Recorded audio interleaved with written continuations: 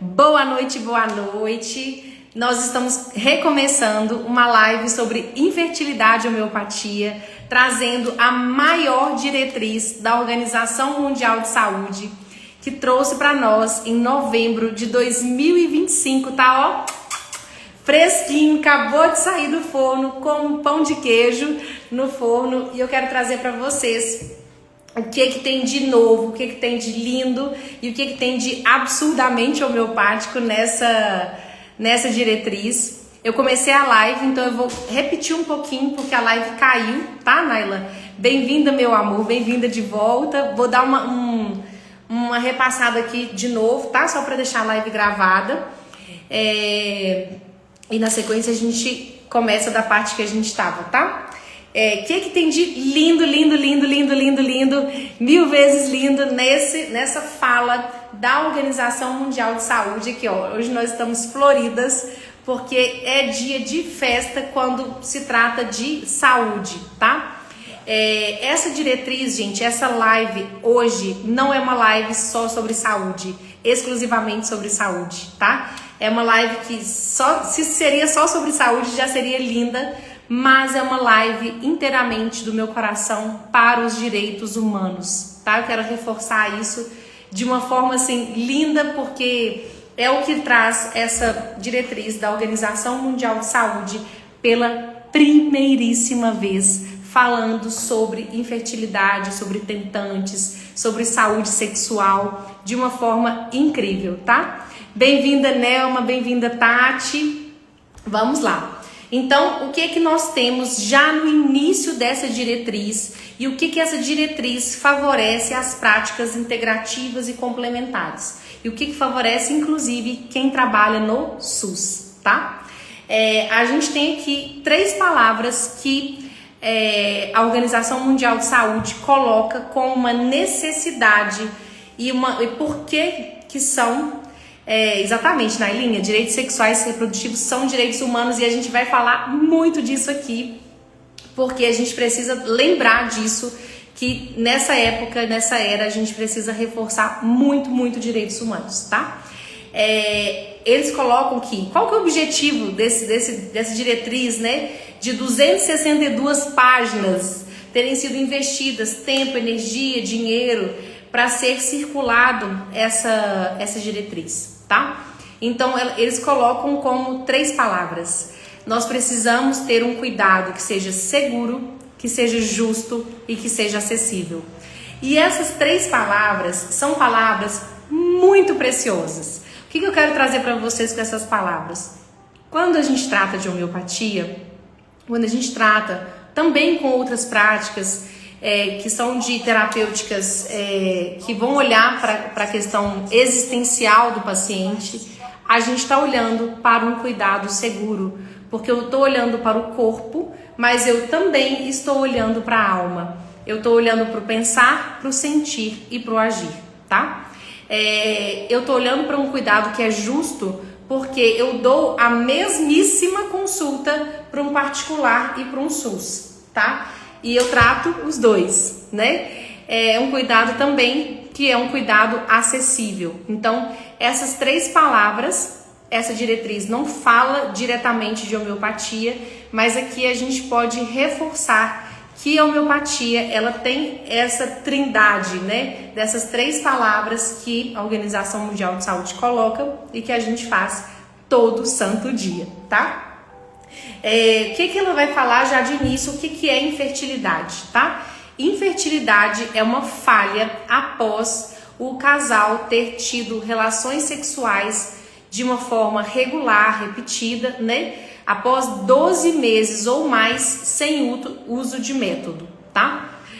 Aqui tem uma palavra muito forte, que é a palavra da falha, né? É uma palavra que a gente tem que ter um cuidado, um zelo mesmo, por quê? Senão a pessoa começa a achar que ela tá num corpo em concerto. Na verdade, é o concerto, eu gosto de dizer que é o concerto com S ou com C. Você não precisa achar que você tem que estar o tempo inteiro consertando o seu corpo. E é um padrão de energia muito forte nesses tipos de paciente, tá? Então eu falo que é sair do concerto da mecânica para ir para o concerto musical que é o seu corpo, tá? Então a gente precisa lembrar de falar com esses pacientes. Não é a quantidade das relações, mas a qualidade das relações sexuais, com qual energia eu vou para o meu parceiro, com qual energia, qual é a minha abordagem centrada no prazer, né? Eu vou com qual energia para mim mesmo, para usufruir dessa relação sexual, né? Eu não estou só preocupada ou tensa que eu tenho que ter um bebê, eu quero fazer dessa relação algo que não seja só uma drenagem. Eu quero fazer algo que cosmicamente eu estou elevando o mundo, eu estou trazendo alguém para o mundo, então eu estou trazendo de uma forma consciente, profunda e amorosa, tá? Em segundo plano, eles vão colocar aqui a prevenção. Então, esse protocolo ele foi feito dividido para tanto você que é paciente, você pode ler com uma linguagem super legal, e também para quem é médico ou outras áreas da saúde, tá? A gente tem aqui, por exemplo, que a prevenção, uma das partes mais importantes da prevenção é o quê? Informação e educação. E eu amei essa parte porque eles colocam a necessidade das crianças aprenderem sobre fertilidade. Para mim, gente, aqui é um salto quântico do que a gente entende como fertilidade. Por quê? Antigamente, eu não sei vocês podem me contar aqui como que vocês tiveram educação sexual nas escolas. Então a gente tinha educação sexual nas escolas como? A professora pegava uma banana, colocava aquele tanto de fotos de doenças sexualmente transmissíveis e era uma educação sexual baseada no medo, na contracepção. A gente não teve uma educação sexual, uma educação de... Eu gosto de trazer que nós tivemos uma educação sexual de evitação. E agora, né, com a busca de consciência e tudo, a gente tem trocado para uma educação sexual de afetação, tá? Então, nós estamos saindo de evitação para afetação. Bem-vinda, Thaís! Seja bem-vinda, querida. Então, diante dessa atualização do Ministério da Saúde, eles colocam a importância das crianças, tanto nas escolas, eles colocam 3 ambientes, que são ambientes muito prováveis da educação frutificar, que vai ser as escolas, a atenção primária, né, os postos de saúde e os hospitais. Então foi muito interessante porque ficou muito diverso, tanto para as idades quanto para os cuidados. Já foi um ponto muito importante, tá? Quando se trata vamos voltar só um pouquinho aqui, da parte etiológica, né? Então, por exemplo, a gente tem aqui que mais ou menos 1 a cada 6 casais, 1 a cada 6 pessoas, desculpa, vão ter chance de ter infertilidade, tá? Esse número é pra gente assustar mesmo, né? Assim, assustar não no sentido, tipo assim, de trazer um impacto de mudança pra gente, tá? Eles colocam, né, na diretriz toda que 30% é mais nas mulheres, 18% geralmente nos homens, 26% nos dois e 10% de casos não explicados. E aqui é muito importante mesmo, a gente sempre lembrar do que são esses casos inexplicados, tá? Aqui nós temos uma grande acupunturista de Belo Horizonte que pode me reforçar, temos educadoras sexuais também que podem me reforçar aqui, que quando a gente trata da energia, quando a gente trata do invisível, né? Aqui eu trouxe porcentagens que eles colocam, né? A Organização Mundial de Saúde coloca, que é importante de ser visto, mas a gente também precisa olhar para o invisível, para a energia, para aquilo que não é dito, para aquelas dores que não são faladas, tá? E outra coisa que a gente traz do campo sistêmico, quando a gente olha a estatística ela está a favor da vida, ela está a favor da ciência, mas a gente tem que sempre lembrar uma frase de Bert, que ele sempre falava que não é o casal que escolhe a vida, é a vida que escolhe o casal. Então, às vezes, essa mulher, ela é aparentemente a portadora dessa infertilidade, né? Às vezes ela tem uma disfunção de tuba, tem uma disfunção de ovário ou do próprio útero ou dos seus hormônios, mas aquele parceiro, de uma certa forma também, ele é atraído, né, para essa situação.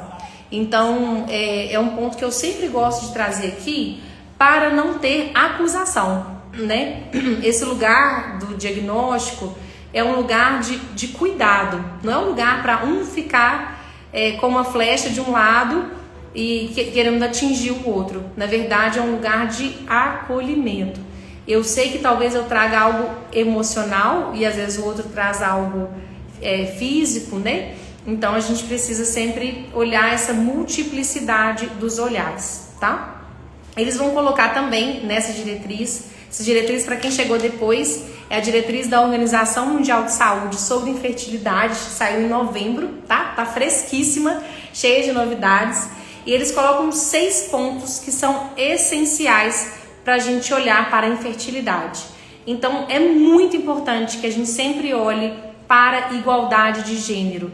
Então eles reforçaram os casais que não são só casais heterossexuais. A gente precisa se preparar para receber casais homoafetivos, né? Casais que têm outras configurações que não são aquelas que a gente tinha, por exemplo, antigamente, né?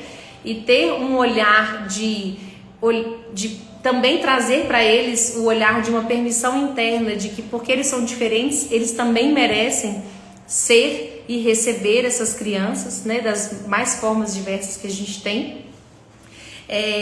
A Organização Mundial de Saúde também coloca a necessidade de a gente olhar para a fertilidade, seja no sistema privado, seja no sistema público, em todas as suas percepções, que isso afeta diretamente política, economia, dinheiro, porque são pessoas que vão passar, e eles reforçam lindamente isso no protocolo, sofrimento emocional de uma forma muito profunda, e o trabalho, né, os trabalhos que as pessoas fazem podem ser impactadas também, tá?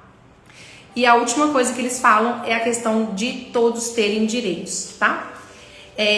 Uma coisa que é muito importante da gente sempre lembrar, que eu comecei trazendo isso, que é a questão da idade, tá? Por que eles reforçaram muito a questão da educação? Uma menina com 8 anos, com 4 anos, com 6, 5, se ela sabe, não é que ela está se planejando no sentido de ter expectativas, mas ela precisa saber que o tempo dela, ela precisa se planejar, que ela precisa se cuidar, que ela precisa ter uma educação sexual, por exemplo, de usar camisinha, porque uma das nossas chances maiores de causar infertilidade também é a infecção. Então, se ela não se cuida, né, já desde cedo, ela está plantando algo que ela talvez não gostaria para o futuro, né? Então, eles reforçam muito a questão da idade, tá? Essa menina já ser educada, principalmente as meninas, eles reforçam isso, serem educadas desde cedo na sua educação reprodutiva. O tabagismo também é um fator de risco muito, muito, muito. Eles gastaram bastante tempo, bastante energia para falar do tabagismo. O tabagismo como um fator de muita dificuldade, um fator dificultador para a fertilidade, tanto feminina quanto masculina, tá? E aí eles lançaram uma brincadeira, né, um dizer, para ajudar as pessoas a saírem ali da questão do tabagismo, lembrando que o remédio homeopático ele vai ajudar, eu vou falar mais tarde sobre isso, tanto na parte da reserva ovariana, da ansiedade, mas pode ajudar muito também a saída desse lugar doentio em relação ao cigarro, tá? Então a gente tem, por exemplo, Lobelia inflata, a gente tem Nux vomica ajudando os homens a sair bastante do alcoolismo, tá? A gente tem o próprio tabaco, que é um remédio que é retirado do tabaco para tirar a pessoa do tabaco. Então é uma lógica muito bonita da homeopatia, tá? Voltando, a gente tem os nossos 5 As. Então o paciente chegou, o paciente quer começar o tratamento para olhar para a fertilidade, mas ele ainda fuma. Então eles lançaram 5 letras As. Primeiro, asking. Eu vou perguntar. você está disposto mesmo a sair do cigarro? Porque existe um lugar de você saber se o paciente, às vezes você está querendo mais que o paciente mude do que realmente ele mude, né? Então, você tem que perguntar para o paciente, asking, advising, você tem que advertir, você tem que mostrar para o paciente quais são os riscos, né? Olha, se continuar assim, se continuar assado, né? São as formas. Assessing, você vai dar acesso para que ele mude, né? Você vai assisting, você vai dar assistência, você vai dar ajuda e você vai ter arresing, que você vai dar continuidade ao cuidado, tá? Além do tabagismo, que eles reforçam muito, eles vão reforçar muito alimentação e atividade física, tá? Então, a alimentação foi muito interessante, algo que eles trouxeram, que é a necessidade da gente cuidar, e tem vários nutricionistas fazendo trabalhos lindos aí na internet, né? Sobre a nutrição e a fertilidade, mas teve algo que foi uma pulguinha atrás da orelha, que é, para o homem, os suplementos não foram assim, não tiveram tanta diferença em relação à alimentação pura, tá? Alimentação assim, arroz, feijão, salada, né? Então, eles reforçaram principalmente, comparativamente, da comida em relação ao suplemento de antioxidantes, que para o homem não foi tanto quanto eles esperavam, tá? Isso é interessante para a gente valorizar o que há de comum, né? Assim, valorizar a nossa comida, valorizar, inclusive eles colocam da gente valorizar a cultura alimentar, tá? Porque como é algo da Organização Mundial, eles reforçaram como o que tem no país de vocês, tá? Em outras palavras, eles disseram isso. A gente tem aqui também os exercícios físicos, combatendo e modulando muitas formas do estresse, tá? Foi muito interessante, eles enfatizaram também muito isso. E também o acompanhamento das doenças crônicas. Então, a obesidade e a questão também, principalmente da tireoide, como um lugar muito importante da gente cuidar, tá? Tem várias doenças, colesterol, né? Muitas outras doenças sistêmicas que a gente precisa ver, mas a gente também precisa olhar de uma forma muito profunda para a obesidade e para a tireoide, tá? A tireoide, ela vai participar de todo o nosso eixo hipotálamo, hipófise, ovário, que é o lugar da dança interna nossa da fertilidade, tá? Então, é muito importante a gente olhar TSH, T3, T4, né? Olhar todos os nossos hormônios para andar bem direitinho em relação a isso. Outra questão que eles trouxeram lindamente foi que quanto mais cedo você faz o seu planejamento, a sua organização para gestar, para pré-conceber, né? Eles falam mais cedo, mais consciência. E aqui eu quase ovulei. Vocês me imaginem lendo isso, 262 páginas para trazer isso para vocês, que é a parte mais linda, que eu acho uma das partes mais lindas, que fala sobre ser cedo, é a hora da gente também aprofundar na consciência. Aqui, para mim, eu lendo isso, o que eu leio? A ciência beija a ancestralidade, tá? Assim, para mim isso é muito nítido. Por quê? Na Índia, há mais de 1500 anos se fala sobre preparação para conceber, tá, gente? Assim, isso é muito antigo. Quando eu comecei a estudar sobre isso há muitos anos atrás, eu achava que eu era precursora, mas lendo Garbo Sanskar, eu entendi que, né, já tem muita literatura sobre isso, e graças a Deus. Então é muito importante a gente lembrar isso. O que significa esse Garbo Sanskar? Na Índia, há mais de 1500 anos atrás, essas pessoas, elas, exatamente, o futuro é ancestral. Essa frase é linda e essa frase resume tudo. Por quê? Lá, desde muito cedo, né, assim, o que as mulheres fazem? As mulheres estão juntas, elas fazem yoga, elas usam homeopatia, elas usam Shantala, massagens, e elas se preparam no mínimo 9 meses antes de gestar, tá? Antes de conceber, na verdade, desculpa, falei errado. Antes de conceber. A pré-concepção delas dura no mínimo 9 meses. E eu uso esse mesmo protocolo para os meus atendimentos, tá? Por quê? 3 meses, elas colocam no mínimo 9, por quê? 3 meses para físico, 3 meses para cuidados emocionais e 3 meses no mínimo para cuidados espirituais. Claro que nos 9 meses a gente vai cuidar tudo de tudo, mas o predomínio do cuidado é cada 3 em 3 meses, tá?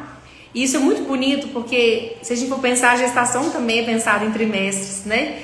E é muito interessante assim da gente pensar que tem o físico, tem o básico, depois tem o coração, tem o que eu sinto por essa criança, o que eu quero sentir com ela, o que eu quero que ela sinta comigo também, sem projeções, mas com esperanças, e também nos cuidados espirituais, para que tudo se alinhe e se ajeite, né? É muito bonito isso. Depois, vamos chegar no diagnóstico. E aí eles colocam na parte das mulheres e dos homens, tá? Na parte das mulheres, a gente tem a parte principalmente de uma necessidade de olhar para a ovulação irregular, os problemas tubários e as anomalias uterinas, tá? Para o homem, a gente tem uma necessidade muito, muito importante de olhar também para o sentir masculino, que é pouquíssimo falado, e eu sempre reforço muito isso aqui nas lives, porque os homens acham que tem que ser duro, que tem que ser difícil, que tem que ser viril, e não se permitem chorar, não se permitem às vezes falar que querem a criança, ou que não querem desse jeito. Então a gente precisa quebrar essas crenças, tá? Uma outra coisa que é feito e que na diretriz coloca, que é a gente olhar para o sêmen, tá? Não é uma análise única, então você olha uma vez, deu problema de motilidade, de quantidade, de qualidade, repete o exame, tá? É muito importante essa parte. Eles colocam que o acompanhamento desse homem tem que ser por no mínimo 11 semanas, tá? Nos casos de infertilidade inexplicada, eles usam uma palavra que eu quero trazer como uma reflexão para nós, que é a gente lembrar de ter uma conduta expectante. O que é isso? Eu vou ter uma conduta de observar mais, mas dentro dessa observação pode ser uma observação ativa. Eu não vou tacar remédio no paciente, mas eu tô ali com ele tá sentado do meu lado e eu tô em situação de amparo, tá? E aí eu acho que é uma grande sacada homeopática também, porque é um expectante que eu tô cuidando da parte do sentir, que eu tô cuidando da parte do pensar dele, que eu tô cuidando da parte também do agir, né? Do agir mesmo que seja um não agir, tá? Bem-vinda, Cecília! Depois vocês colocam de onde vocês estão, tá? Por favor. Depois aqui da parte, né? Se realmente teve uma espera e ainda não chegou naquilo que era necessário dentro da necessidade, do desejo do casal, a gente pode fazer uma estimulação ovariana. Isso é a parte alopática, mas a gente consegue também fazer essa estimulação ovariana homeopaticamente falando. Ou então, nos casos mais severos, o paciente pode passar pela FIV ou por uma cirurgia, tá? Eles colocaram como medicações, por exemplo, o letrozol, o clomifeno, a metformina. E achei interessante que eles não reforçaram muito a cirurgia. A cirurgia existe, ajuda, mas não é todo caso que a gente vai indicar a cirurgia. Por quê? Cirurgia sempre causa resposta endócrino-metabólica ao trauma. Causa trauma, cirurgia causa trauma, a gente precisa falar sobre isso. Eu sou filha de cirurgião, mas eu tenho que falar sobre isso, né? Então, a gente precisa evitar, nos casos que a gente consegue evitar a cirurgia, porque pode dar aderências, né? Dentro lá da própria parte toda da mulher, do sistema genital do feminino, pode grudar, né? Uma partezinha na outra, dos músculos ali, e ter situações dificultosas para a mulher, tá? Agora, outra parte linda que eles falam é a parte dos cuidados complementares, tá? Então aqui a gente tem um reforço muito, muito importante e assim um chamado para todas as pessoas cuidarem do seu suporte emocional quando são tentantes. Eles colocam em letras mais do que garrafais assim: sofrimento emocional, estigma, ansiedade, depressão. E depois de tudo isso eles colocam falta acesso às pessoas. A gente precisa, de uma forma cultural, regionalizada, permitir que todas as pessoas tenham acesso. Gente, essa palavra acesso é a palavra que resume para mim. Acesso, porta, importa, sabe? É como se eles dissessem: a gente está vendo vocês, a gente está vendo as pessoas na fila do SUS tentando um tratamento de FIV, mas ainda eles ainda não enxergaram outras possibilidades que não sejam só a alopatia, né? Então eu creio, e eu fiz essa live justamente para a gente abrir os olhos de que a homeopatia é a porta do acesso, é uma das portas do acesso, não é a única, né? Mas ela é uma grande porta de acesso porque a gente está no SUS, a gente tem remédios muito baratos e eles colocam essa necessidade de achar tratamentos baratos para tratar infertilidade, tá? E a gente cuida do todo, né? Então a gente vai cuidar da reserva ovariana, a gente vai cuidar desse homem melhorar a parte toda do seu sêmen, mas também de melhorar a sua confiança, de melhorar o seu diálogo, de melhorar o seu relacionamento, tá? Alguma dúvida até agora? Querem comentar alguma coisa? Os 6 pontos que a gente tem aqui. Ei, doutora Sila, tá bom, meu amor? Seja bem-vinda. Nós estamos falando sobre infertilidade e homeopatia, viu, dona Sila? Eles colocam aqui também a importância do tratamento ser escalonado. Então, se a pessoa tem 35 anos ou ainda não tem 35 anos, se tem obstrução tubária, se não tem, então é um tratamento step by step, né? É um tratamento passo by passo, né? A gente não vai, isso é muito bonito também, porque tem um respeito ao tempo do paciente, né? Foi algo também muito discutido, tá? Onde a homeopatia entra, a homeopatia vai entrar como uma grande melhora da experiência de todo o processo.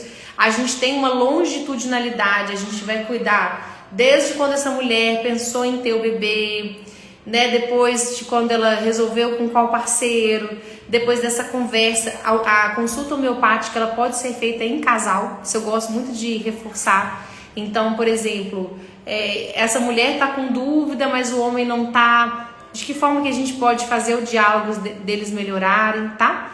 E como eles colocaram na diretriz muito que todo tratamento de infertilidade precisa ter avaliação centrada no casal, centrada na pessoa. Foi muito rico eles terem trazido isso pra gente pensar, porque às vezes os tratamentos ficam muito focados na mulher e o homem tá sofrendo aqui.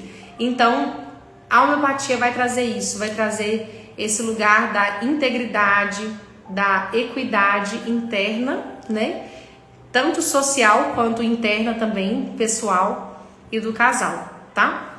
Vai melhorar essa experiência da concepção, vai ajudar, por exemplo, numa das grandes causas que a gente tem de infertilidade, que é as infecções sexualmente transmissíveis, a questão do tabagismo, como eu disse, tá? E principalmente também, deixa eu só mudar aqui, essa preparação espiritual para a gente receber os nossos bebês, tá? Alguém tem alguma dúvida, alguma coisa? Eu quero dizer para vocês, a primeira frase que eu começo essa frase também é a última, que infertilidade não é luxo, infertilidade é direito. Então tá nos direitos à saúde, tá nos direitos humanos, Declaração Universal de Direitos Humanos, que é lá de, né, milhares de anos atrás, tá no direito sexual reprodutivo, tá no direito à dignidade à vida. Então que a gente sempre se lembre de olhar com muita escuta ativa. A homeopatia ela pode trazer também muito vínculo, né, durante a consulta, que é uma necessidade tanto desse casal criar vínculo, quanto da gente também criar vínculo com eles. Então a gente tem tempo, a gente tem espaço, a gente tem energia para isso. E a nossa grande busca é trazer essa equidade com bastante empoderamento. Empoderamento não no sentido de exclusão de uma pessoa ou de outra, mas de um empoderamento interno de que eu sou capaz. Eu sou capaz de trazer um filho ao mundo porque eu tenho vontade, eu tenho energia, eu quero ter saúde, eu quero olhar para isso com a minha integralidade. Eu vou dar esse suporte, né, para mim mesma, escolhendo algo que traga mais consciência para a minha percepção do que é o mundo, do que é trazer uma criança ao mundo. Então, outra coisa também que eles trazem, que eu já ia me esquecendo, que a maioria, né, a maioria não, eles trazem que uma grande parte dos casais passam algum tipo de violência, seja dentro do casal ou seja fora do casal. Mas existem muitos casais que passam violências simbólicas, eles utilizam esse termo, tá? Então é muito bonito da gente pensar que a homeopatia, você escutar uma mulher, você escutar um casal, você está evitando que essas violências permaneçam, que essas necessidades não ouvidas tenham espaço para serem ouvidas. E a partir dali vai decidir se vai ter casal, se vai ter família, ou se cada um vai seguir separado ou vai seguir junto, ou de que forma seguir junto, né? Tudo isso é muito rico para todos nós, tá? É uma live que me emociona muito, eu quero dizer para vocês isso, porque foi uma descoberta linda e eu agradeço mais uma vez a Naila, que foi a pessoa que me mandou esse guideline, porque aqui o nosso compromisso é com a ciência, mas também é com a arte. Não é à toa que aqui nós temos esse sol, porque a gente precisa lembrar de que pode-se fazer cada vez mais medicina baseada em evidências, e é rico, não sou contra de forma alguma, mas também que a gente possa sempre utilizar a sabedoria ancestral, a sabedoria do Garbo Sanskar da Índia 1500 anos atrás, a sabedoria de ouvir as nossas avós sobre o que era gestar, né? E a gente segue sempre juntas, tá? Um beijo a todas vocês. Eu vou deixar para vocês a capa do guideline, quem tiver interesse eu mando, tá? E seguimos semana que vem com outra programação linda também sobre todo o nosso ciclo gravídico puerperal. Um beijo a todas!